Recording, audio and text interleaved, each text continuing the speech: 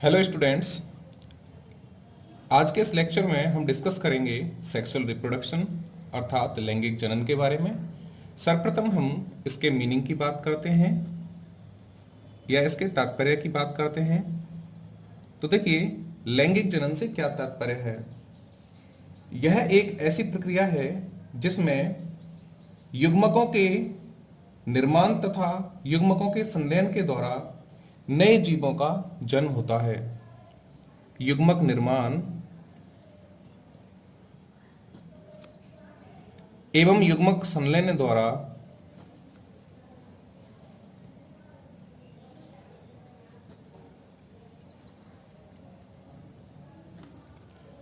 नए जीवों का निर्माण होता है। तो देखिए, हमने देखा कि लैंगिक जनन क्या है। तो हमने इसको परिभाषित किया कि लैंगिक जनन एक ऐसी प्रक्रिया है जिसमें युग्मकों के निर्माण तथा युग्मकों के संलयन के द्वारा नए जीवों का डेवलपमेंट होता है। युग्मक निर्माण को गैमेटोजेनेसिस कहा जाता है, जबकि युग्मक संलयन को गैमेटिक फ्यूजन कहा जाता है।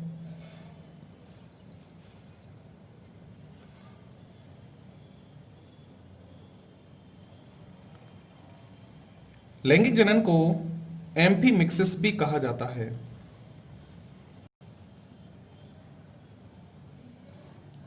एम्फीमिक्सिस शब्द ग्रीक भाषा के एम्फी, जिससे तात्पर्य होता है बौथ, तथा मिक्सिस से मिलकर बना है, इससे तात्पर्य होता है यूनियन।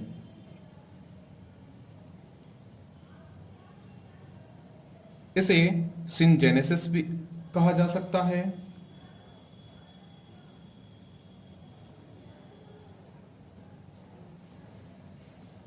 सिनजेनेसिस शब्द ग्रीक भाषा के सिन, जिसका तात्पर्य होता है टुगेदर, टुगेदर का हिंदी मीन होता है साथ साथ, तथा जेनेसिस से मिलकर बना है। जेनेसिस से तात्पर्य होता है ओरिजिन, अर्थात जिनकी उत्पत्ति साथ साथ होती हो। इसके अलावा इसे कभी कभी एम्फीगोनी भी कहा जाता है।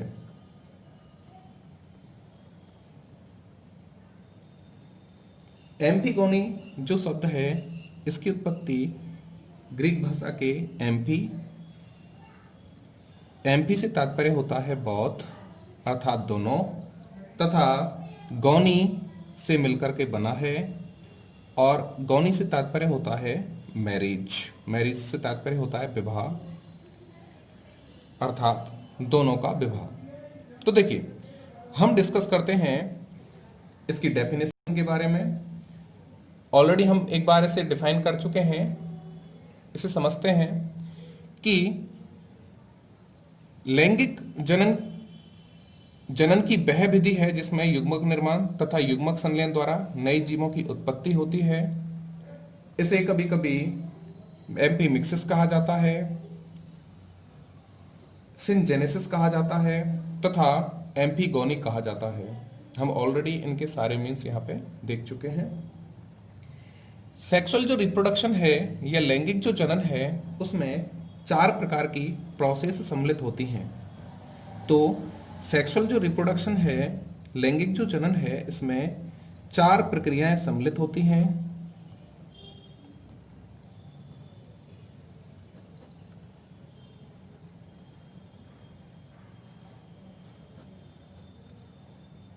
ये 4 प्रक्रियाएं कौन कौन सी हैं? तो देखिए, सबसे पहली प्रक्रिया है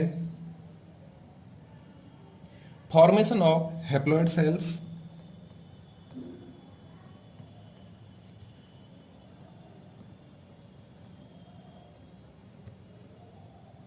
अर्थात एगोनित कोशिकाओं का निर्माण।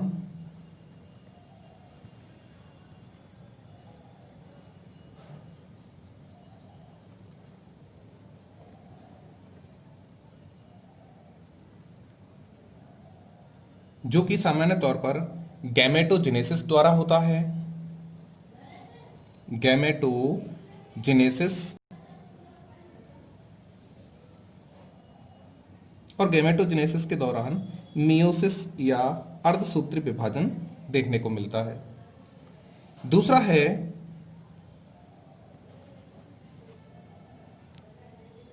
Fusion of two gametes forming diploid zygote, forming diploid zygote. इसका हिंदी मीन होता है दो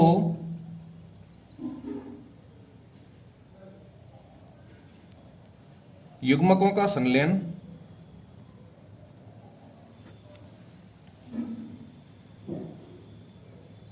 तथा द्विगुणित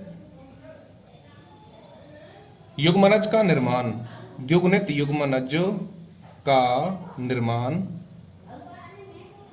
यहां पे जायगोट को युग्मनज कहा जाता है। नेक्स्ट थर्ड स्टेप है या थर्ड प्रक्रिया है repeated meiotic divisions, sorry mitotic divisions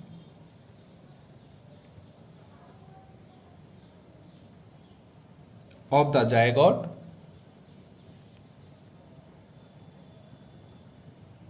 to form embryo। इसे एम्ब्रियोजेनेसिस भी कहा जाता है। देखिए इसका हिंदी मीन्स देखिए, जो जायगोट है या युग्मनज है में बार बार समसूत्री विभाजन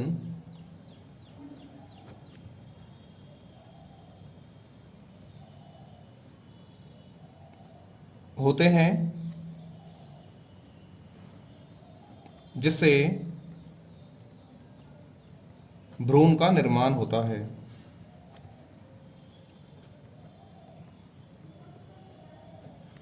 और इस प्रक्रिया को एम्ब्रियोजेनेसिस यानी कि भ्रूणोद्भवन कहा जाता है।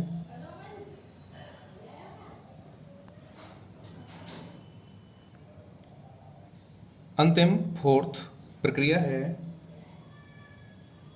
ग्रोथ ऑफ एम्ब्रियो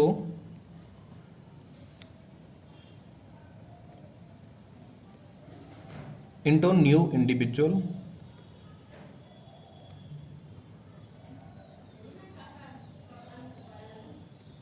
यानी कि डेवलपमेंट।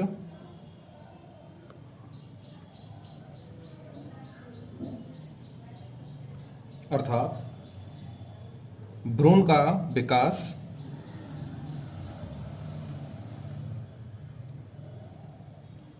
तथा नए जीव का निर्माण।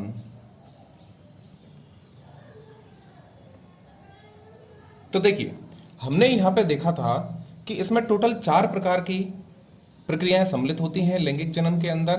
तो हम एक एक प्रक्रिया को दोहरान करते हैं। सबसे पहली प्रक्रिया की बात करते हैं। तो देखिए लैंगिक जनन के दौरान की जो पहली प्रक्रिया है उसमें क्या होता है, एगोनित कोशिकाओं का निर्माण होता है। एगोनित कोशिकाओं का तात्पर्य होता है जिनमें गुणसूत्रों की संख्या मूल कोशिका की गुणसूत्रों की संख्या की आधी होती है, उसे एगोनित कोशिका कहा जाता है। तो एगोनित कोशिकाओं का निर्माण, और ये जो प्रक्रिया होती है उसे गैमेटोजेनेसिस कहा जाता है। गैमेटोजेनेसिस जो प्रक्रिया है उसके बारे में हम आगे डिस्कशन करेंगे, लेकिन आप ये समझ लें कि गैमेटोजेनेसिस की जो प्रक्रिया होती है इसके दौरान युग्मकों का निर्माण होता है, और इस गैमेट्स के निर्माण हेतु या युग्मकों के निर्माण हेतु मूल कोशिका में अर्धसूत्री विभाजन होता है। दूसरा जो प्रक्रिया है वह है दो युग्मकों का संलयन तथा द्विगुणित युग्मनज का निर्माण। यहाँ पे देखिए जो अलग अलग प्रकार के युग्मक होते हैं वो आपस में आकर के मिल जाते हैं, और उनके मिलने की वजह से यहाँ पर जो युग्मनज है उसका निर्माण हो जाता है, जायगोट का निर्माण हो जाता है। तीसरा है युग्मनज में बार बार समसूत्री विभाजनों का होना, जिससे भ्रूण का निर्माण हो जाता है और इस प्रक्रिया को भ्रूणोद्भवन कहा जाता है। अर्थात युग्मनज में यहाँ पर बार बार समसूत्री विभाजन हुए हैं, जिसकी वजह से भ्रूण का विकास हो रहा है और भ्रूण के विकास की प्रक्रिया को भ्रूणोद्भवन या एम्ब्रियोजेनेसिस कहा जाता है। और अंतिम जो पॉइंट है वह है भ्रूण का विकास तथा नए जीव का निर्माण। अर्थात यहाँ पर भ्रूणोद्भवन की प्रक्रिया के पश्चात में भ्रूण आगे डेवलप कर रहा है, नई कोशिकाओं का विकास कर रहा है, अंगों का डेवलप हो रहा है, डेवलपमेंट हो रहा है और इसके पश्चात में नए जीव का निर्माण हो रहा है। चूंकि हम बात कर रहे हैं पादपों के बारे में, किंतु जीवों में अधिकांश जो जीव होते हैं, सजीव होते हैं, उनमें प्रक्रियाएं बिल्कुल समान ही होती हैं और इस प्रक्रिया को हम एक पिक्टोरल डिपिक्शन के माध्यम से भी हम यहाँ देख सकते हैं, जिसको मैं आपको यहाँ बताता हूँ। तो देखिए, यहाँ हम बात करते हैं जीवों की, तो यहाँ दो प्रकार के जीव हमें देखने को मिलते हैं। एक होते हैं मेल तथा दूसरे होते हैं फीमेल।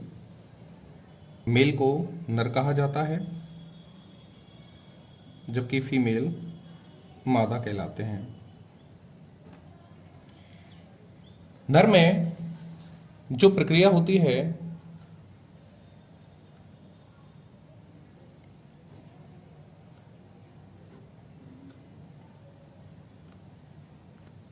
गैमेटोजेनेसिस की, उसे स्पर्मेटोजेनेसिस कहा जाता है।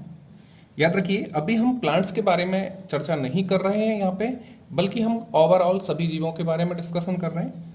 तो देखिए, स्पर्मेटोजेनेसिस होता है और फीमेल में जो प्रक्रिया होती है युग्मक निर्माण की, उसे oogenesis कहा जाता है। और ये दोनों जो प्रक्रियाएं होती हैं उन्हें सम्मिलित रूप से गैमेटोजेनेसिस कहा जाता है।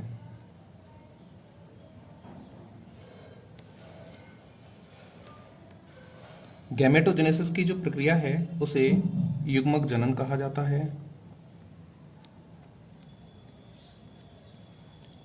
स्पर्मेटोजेनेसिस को शुक्र जनन कहा जाता है, जबकि oogenesis को अंडजनन कहा जाता है। अब देखिए, गैमेटोजेनेसिस या युग्मक निर्माण की या युग्मक जनन की जो प्रक्रिया होती है, इस प्रक्रिया के अंतर्गत अर्धसूत्री विभाजन होता है जिसे मियोसिस कहा जाता है और इसकी वजह से एगोनित कोशिकाओं का निर्माण अंततः हो जाता है। तो यहाँ पर जो संरचनाएं बनती हैं उन्हें कहा जाता है स्पर्म या शुक्राणु,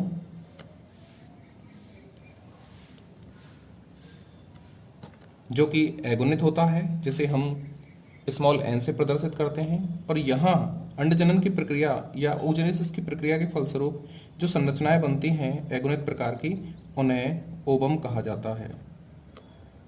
हिंदी में इसे अंडाणु कहा जाएगा और ये भी एगोनित संरचनाएं होते हैं। अब ध्यान रखिए कि शुक्राणु का निर्माण नर के अंदर होता है, जबकि अंडाणु का निर्माण मादा के अंदर होता है। निषेचन के समय ये दोनों एक दूसरे के संपर्क में आते हैं या जनन की प्रक्रिया के दौरान ये दोनों एक दूसरे के संपर्क में आते हैं और नर के द्वारा अपने शुक्राणुओं के मादा के जनन भाग में स्थापित कर दिया जाता है।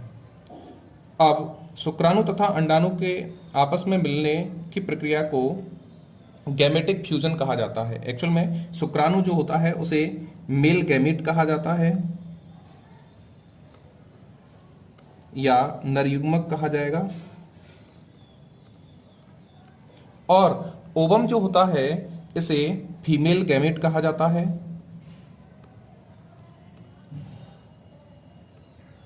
अर्थात इसे मादा युग्मक कहा जाएगा।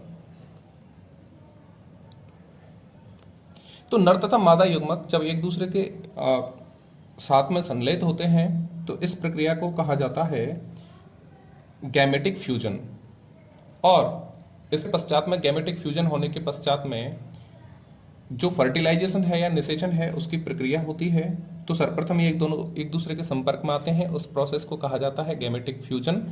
और उसके पश्चात में जब उसमें रिजल्टेंट जो कंडीशंस होती हैं उसको कहा जाता है फर्टिलाइजेशंस। लेकिन कॉमनली मोटे स्तर पर इसे समझाने के लिए हम यहाँ इसे फर्टिलाइजेशन लिख देते हैं। याद रखें, फर्टिलाइजेशन और फ्यूजन ये दोनों ही कुछ डिफरेंट टर्म्स होती हैं जिनको हमें अच्छे से याद होना जरूरी है। तो फर्टिलाइजेशन होने के पश्चात क्या होता है? फर्टिलाइजेशन के पश्चात में यहाँ एक द्विगुणित संरचना बन जाती है जिसे जायगोट कहा जाता है। जायगोट को युग्मनज कहा जाएगा। याद रखिए, जायगोट का निर्माण फर्टिलाइजेशन की प्रक्रिया के फलस्वरूप हुआ है, अर्थात जब निषेचन की प्रक्रिया हुई तो इसमें नर तथा मादा दोनों ही प्रकार के युग्मकों ने भाग लिया था। अब ध्यान रखिए, नर युग्मक जो होता है उसमें 23 गुणसूत्र, यदि हम बात करें मनुष्यों के संदर्भ में तो 23 गुणसूत्र पाए जाते हैं, और मादा जो युग्मक होता है उसमें भी 23 गुणसूत्र पाए जाते हैं। तो युग्मनज का निर्माण होते समय इनमें ये दोनों आपस में संलेत हुए थे, इस वजह से युग्मनज में इनकी टोटल जो संख्या होती है वो 2n हो जाती है या 46 हो जाती है। याद रखिए, हम मनुष्य के संदर्भ में इस चीज को हम डिस्कस कर रहे हैं क्योंकि हमें लैंगिक जनन की प्रोसेस को समझना है, तो हम मनुष्य के संदर्भ में इसे आसानी से समझ सकते हैं। बाद में हम पादपों के बारे में इसे डिस्कस करेंगे, लेकिन उससे पहले इसकी एक ऑप्टिमम समझ होना आपके लिए अति अनिवार्य है। तो फर्टिलाइजेशन हुआ जिसमें नर तथा मादा युग्मक एक दूसरे के संपर्क में आए और उन्होंने युग्मनज का निर्माण किया। युग्मनज के निर्माण के पश्चात में युग्मनज में समसूत्री विभाजन होते हैं रिपीटेड प्रकार के। यहाँ पर माइटोटिक डिवीजन अर्थात समसूत्री विभाजन यहाँ पे हुआ। बार बार रिपीटेड समसूत्री विभाजनों के पश्चात में यहाँ पर नई नई कोशिकाओं का निर्माण होता है और इसकी वजह से यहाँ पर नई नई कोशिकाएं बनने के पश्चात में एम्ब्रियोजेनेसिस की प्रोसेस एम्ब्रियोजेनेसिस की जो प्रोसेस होती है वो कंटिन्यू होती है, जिसकी वजह से यहाँ पर एम्ब्रियो या भ्रूण का निर्माण हो जाता है। अर्थात जब बार बार कोशिका विभाजन हो रहा है, समसूत्री प्रकार का कोशिका विभाजन हो रहा है, तो नई नई कोशिकाओं की उत्पत्ति होती है और उन कोशिकाओं में गुणसूत्रों की जो संख्या होती है वो मात्र जो जीव की कोशिकाएं होती हैं उनके समान ही होती है। तो यहाँ पर लगातार नई कोशिकाओं का सृजन होता जा रहा है। ये कोशिकाएं आगे एम्ब्रियो या भ्रूण का निर्माण करती हैं और इस प्रक्रिया को, भ्रूण के निर्माण की इस प्रक्रिया को एम्ब्रियोजेनेसिस कहा जाता है। इसके पश्चात में इसमें ऑर्गन्स का निर्माण होता है। ऑर्गन्स के निर्माण की जो प्रोसेस होती है उसे ऑर्गेनोजेनेसिस कहा जाता है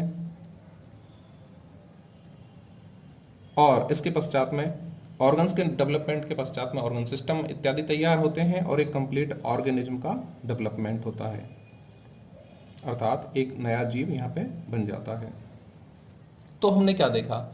हमने देखा कि नर तथा मादा युग्मक एक दूसरे के संपर्क में आते हैं। नर तथा मादा युग्मक में हमेशा अधिकांश तौर पर गुणसूत्रों की संख्या मूल कोशिका की आधी होती है।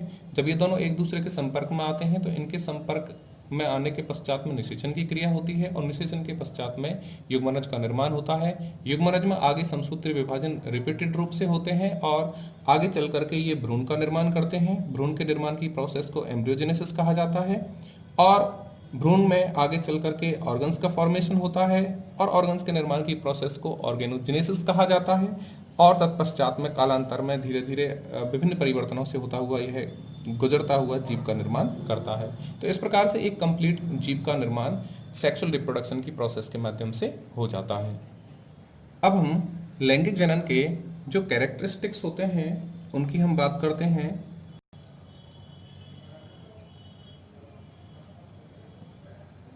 कैरेक्टरिस्टिक्स ऑफ सेक्सुअल रिप्रोडक्शन, लैंगिक जनन के चारित्रिक लक्षण।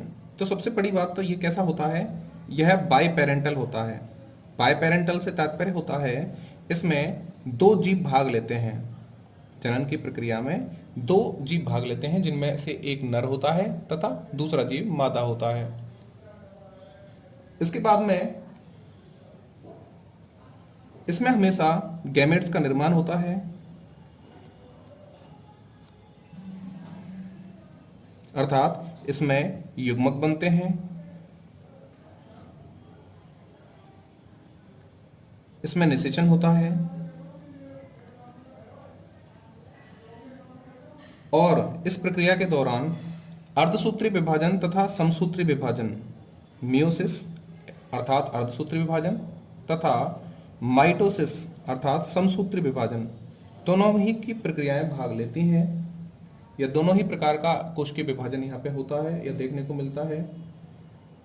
और जो इनके पुत्री जीव होते हैं, डॉटर ऑर्गेनिज्म जिनको कहा जाएगा, ये जो डॉटर ऑर्गेनिज्म होते हैं वो पेरेंट्स से अलग होते हैं। याद रखिए, डॉटर और ऑर्गेनिज्म जो होते हैं वो पेरेंट्स से अलग होते हैं या जो अपने माता पिता होते हैं उनसे थोड़ा सा अलग दिखते हैं। हालांकि गुण उन्हीं के होते हैं किंतु इसमें दिखते हैं। और इसमें बहुत अधिक शीघ्रता से जीवों का निर्माण नहीं होता क्योंकि यह कायिक जनन की तरह से नहीं होता है।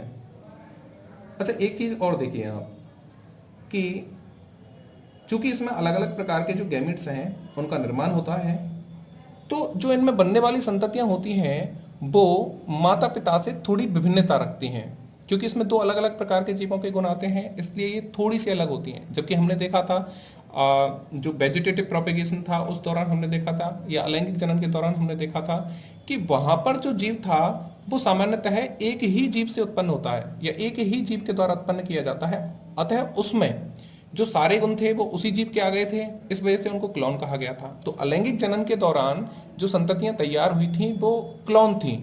जबकि हम लैंगिक जनन की अगर बात करते हैं तो लैंगिक जनन के अंदर चूंकि दो अलग अलग प्रकार के जीवों के गुणों का इसमें समावेश होता है, इस वजह से जो संततियां होती हैं वो थोड़ी डिफरेंट होती हैं।